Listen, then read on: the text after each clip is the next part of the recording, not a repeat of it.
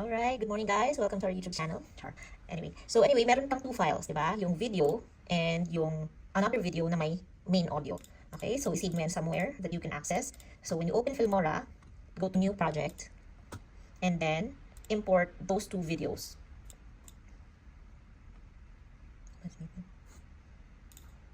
Ayan.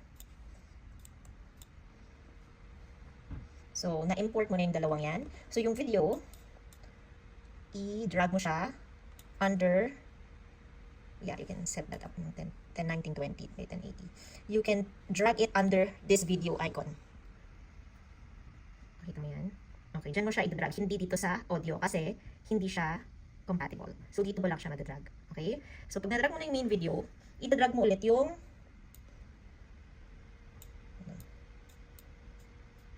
video ng main audio. Drag mo ulit siya dito, under video ulit. Why? Because video siya. Ngayon, what you want to do is to extract the audio of this video para mapunta siya dito sa audio at maitapat mo siya. Okay? So, right-click and then detach audio. So, kung makikita mo, yung audio niya napunta dito sa line na to because it's audio. Audio file lang ang pwedeng dalhin dito. Okay? So, once na na-detach mo na siya, delete mo na yung video.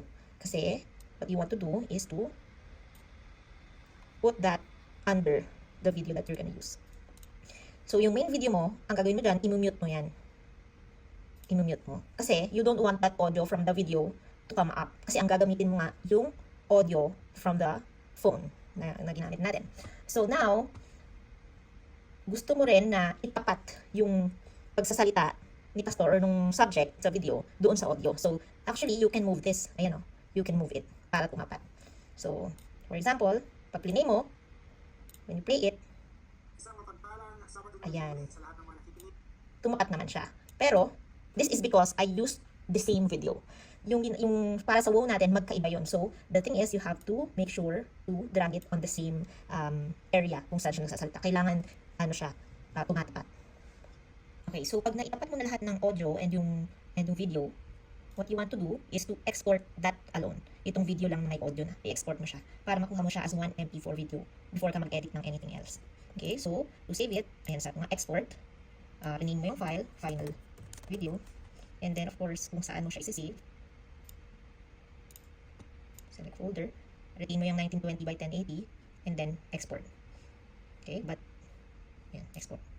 Yan, so, habang mag-export, pag natapos mag-export yan, makikita mo na yan siya sa folder. Okay, so pag na-export mo na yung video, i-import mo ulit. Media files, ayan yung final vid. You can actually delete this kung kasi hindi mo naman na kailangan. So, delete mo na yan. Delete mo na yan.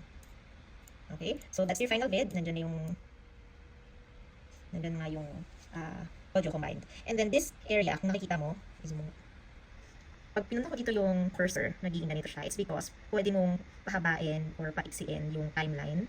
Kasi minsan, pag masyado maliit yung in-edit mo, pwede mo siyang i-expand so you know where to cut. Okay? Pero hindi ko mahaba yung video. It's still the same, pero dino-zoom in mo lang yung timeline. Okay? It's the same as this one. Pareho lang yan. Okay? So now, in-import ko na rin tong intro logo. Yung intro logo, syempre, it has to be sa simula ng video. So, i-drag ko lang siya dito sa side na to, sa video ulit, na side. Ayun, na-insert na siya. So, ito yung sinasabi ko. If you can see, napakaliit mong nakikitang intro logo. So, para ma-visualize mo talaga siya, ito, i-expand mo yung timeline. Ayan, expand mo para makita mo. Okay? So, pag play mo yan, makikita mo na siya. Okay? Pwede mong lagyan yan ng sound effects. Okay? So, meron na itong mga built-in sound effects, I believe. Sa audio. May sound effects na siya dito. Ayan, transition swoosh, for example. Okay?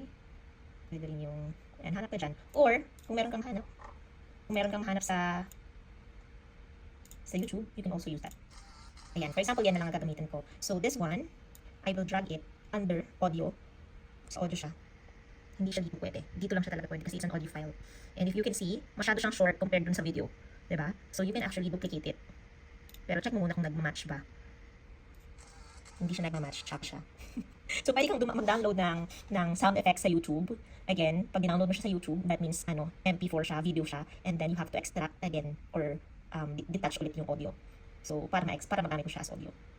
Okay? Let's say, example, ito na yung ginamit mo, and then it's too short, you can duplicate this.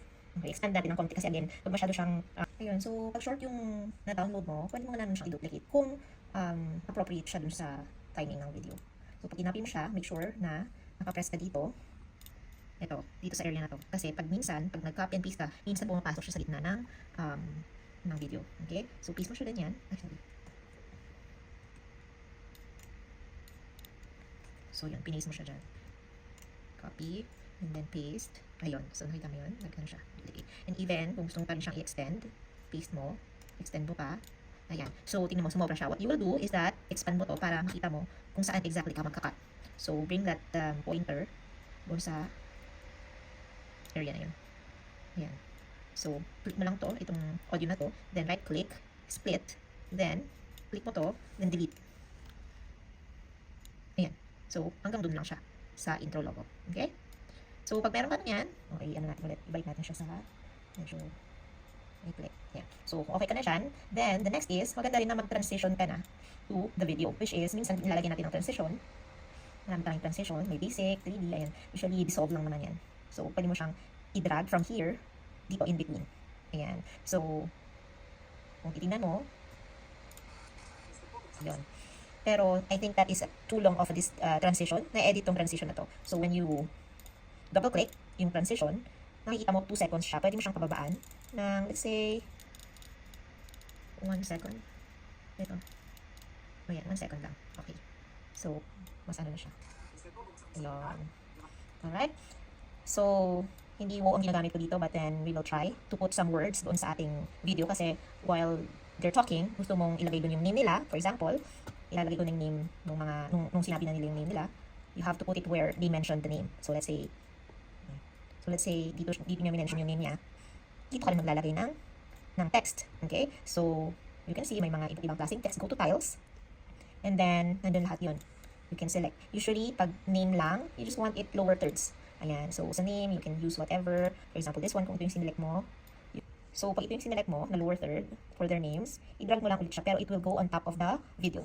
Okay? So, you don't want it this long. Gusto mo, pag nabanggit yung name, hanggang dun lang. Let's say, sasabihin niya, ako si Pastor Alfred, hanggang dun lang. Okay? So, kung hanggang dun lang, then you have to cut it until here. So, what you can do is move that cursor at the end of that tile, then pwede mo siyang i-move dito. Okay? So, ibig sabihin, dun lang mag-appear yung name, and then mawawala na siya after that. So, ditong, tingnan mo. Ayan. Tapos pag nandito na mawala na. Okay? And since dalawa sila, so, dalawang ganitong gagawin mo. Ako si Sir C, yung isa ako naman si Kids. So, you can actually do the same thing. Pwede mo namang duplicate ito. Which is copy, and then dito na sa taas para sabay yung pangalan nila. Or, kasi pwede din naman hindi sabay, pwede din naman pagbabanggit ng isa, and then yung isa naman. Ayan. Okay? I-adjust mo rin kung hanggang saan niya sinabi. Okay? Ayan siya. Okay. Ikaw na bahala mag-adjust. Okay? Ngayon, i-edit mo na yung name nila. So, you have to double-click this one. Go to advanced. Ayan. So, dito, makikita mo title here. This is Sir C. Okay? Ayan. Pag titignan mo yan, you can adjust this one too, and even ito. Ayan, Sir C, example. Ayan. Okay, you can even change the fill. Ayan, may gradient fill tayo, image fill, pero normally okay na yung mga yan. Even yung border, pwede mong lagyan. Ayan, whichever you want. Okay. And kung ipi-play mo siya, pwede dito rin. Okay. Ayan. Okay. So, if you can see dito sa side na to, meron siyang ito yung animation niya. So, na-extend yung animation niya. So, if you could see dito sa area na to, may animation, pwede mo actually baguhin yung animation kasi kanina, di ba parang ang ginawa ang nangyayari is, nag-a-appear lang siyang ganyan. So, if you will choose, for example, itong style na to, ayan, nag-iiba yung animation ng text. And this will indicate kung gaano katagal yung animation until mabuo yung name. Okay? So, ikaw na bahala dyan. Ayan. So, let's see. Ayan. Okay? And the other one, syempre, i-edit mo rin. Pwede mo rin namang i-edit muna itong first and then i-duplicate mo na lang para the same yung setting na niya. Okay? So, ganun gagawin ko. Delete ko muna to. And then, copy ko ulit. And then, make sure you are on this area para pag nag-paste ka, it will be there. Okay? So, advanced ulit tayo. Papalitan lang natin si Gilliam. So, the same. Alright. Okay? Yun. Ngayon, pag sinabi nila yung wow, maganda rin siguro na meron din tayong parang text. So, later on, gagawa ko ng official na wow na video, na PNG, para we can just drag it there and import it. Pero for now, pwede kang gumawa ng any kind of wow. So, okay, so before yung name nagawa mo, actually, mag-wow muna sila. So, gagawa ka muna ng wow. Later on, gagawa tayong official na logo ng wow para yun na lang yung nag-appear. Pero for now, you can use ito let's say, dito sila nag-start mag-wow. Ito yung tawag dito, guide na nag-start eating wow. And then, try mong i-play kung hanggang saan yung wow, maybe here. Then, i-adjust mo lang itong tile na to. Title na yan. Okay? So, ayan, dyan lang yung wow. Then, i-edit mo ulit ng wow. Okay? So, yung wow. Ayan. Ganyan ba yun? Ayan. So, pwede mo nang sigurong ibahin yung color niyan. So, it will stand out. So, even the border. Ayan. Even the border. You can edit ito naman pink. Ayan, for example, ayan, wow. Okay? So, mag-appear yan. But you want also to make an animation. Kasi, pag binanggit nila yun, dapat parang magpa-flash siya. So, maybe we can use, ito mo lang ito. Wow. Wow. Ito. Yun, pwede ito. Itong twirl. Pero it's too fast, diba? Ayun, ang bilis. So, ito i-adjust mo para medyo slower siya. So, if you can see, ayan, pag-i-play mo ulit. Yun. Or even kung mahaba-haba yan, you extend the wow. And then, pag, ito animation lang to, again, animation lang to. When it reaches here, after nitong bracket na to, it means magsistay lang muna yung word doon. And then, until the end of the bracket, mawawala na siya. Okay? So, that's how you do your animation. Okay? Alright, so aside from that, gusto mong i-emphasize din yung mga ibang words. Okay? So, let's say, again, may binanggit dito, for example, na sermon series. Okay? Kukuha ka ulit ng title. Let's see, pag mga keywords lang naman tayo. So, let's see, ito. Kunyari binanggit dyan is connected series. So, dyan, not this one. Advanced pala tayo sa advanced. Ito. Connected. Connected. Isa. Sermon series. Ayan, for example, ganyan. You can move it here kasi cover naman masyado yung face. Ayan, pag binanggit yung sermon series, then, again, dyan sila mag-appear. You can try to play it here. Ayan, ganyan siya. Okay? Okay? Binanggit siya dyan. And then, ayun, so any keyword na gusto mong i-insert will be just adding the title. Ito yung title. Okay? So now, for example, pupunta na sila sa announcement. Okay, so what if gusto mo nang i-insert yung announcement kasi pa-transition na sila nun. So again, mag-import ka ng announcement kung saan man yun galing. Okay? Let's say, ayan. Yan, ito yung announcement mo. Ngayon, you will see kung saan sila nag-stop to do the announcement. So let's say, dito. Then, you will insert this dito sa taas. Okay? For example, announcement yan. Pwede mo rin ma-adjust kung hanggang saan. So, you just have to adjust from here. Okay? And then, and even this one, kung iba yung size niya, na-adjust to. Okay? Ayan. Okay? Yan yung first announcement. And then, babalik na ulit to sa mga host. And then, sa next announcement na naman, bring it here. Okay? Okay? Again, pwede mo ma-adjust ito. Ayan, ba't ayaw sa distort. So, magka sa side. Ayan. So, ganyan siya. And then, sa next announcement ulit. Ganyan. Ganyan siya. Okay? Okay. Ngayon, we'll tell you how to use yung effects naman. Parang mga filter. Kung gusto mo lang mag-add. Let's say, tapos mo na yung mga words, yung announcement. Ayan, palitin mo lang ulit para lang makita mo yung overall. Ayan. So, yan na yung whole wow. Ngayon, gusto mo, let's say, lagyan ng effects, which is effects natin. Mas okay kung ano lang, limited lang pwede mong gamitan, which is, I think we can use vignette. Ayan, itong vignette, for example. You can drag it. Ayan, so makikita mo, may iba-ibang level, ano. So, dito sa side, itong level na to, itong video, itong level na to, ito yung mga titles, mga words. Itong part naman na to, pwede mong gamitin for the effects. Ayan. Ayan. Ayan. So, nakikita mo ano siya. Pero pwede mo rin i-edit yung vignette na hindi masyadong dark.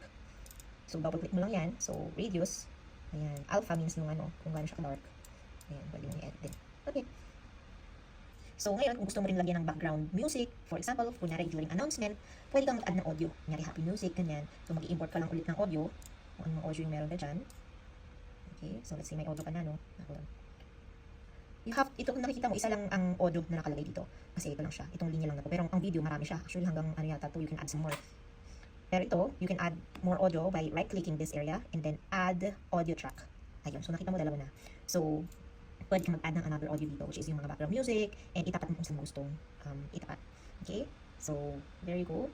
And even here, yun. So, pagtapos ka na, I don't think kailangan pa nating lagyan ng ending. Basta, ganun na yun. Pag nag-end na is welcome. Dito pala yung end pala is yung welcome Pastor Alfred. So, lagay mo lang dito yung welcome Pastor Alfred, like yung video, for example, i-drag mo rin from here, and then lagay mo lang dito. Ayan. So, you have to make sure na walang space. Kaya, this is the benefit of, i-expand mo. Kasi, if you can see, kahit nilagay ko na siya dito, hindi siya automatic na nagdumikit. So, i-expand mo to make sure na dikit siya talaga. Ayan. And then, yeah, that's it. Okay? Ayan. So, pag may, dinagdag ka, pwede mo parang i-extend yung vignette mo. Okay? Yun lang. And then, you have to export. Pag tapos ka na, export ka na, rename mo yung video, and then which folder, then export mo. And that's it. Thank you.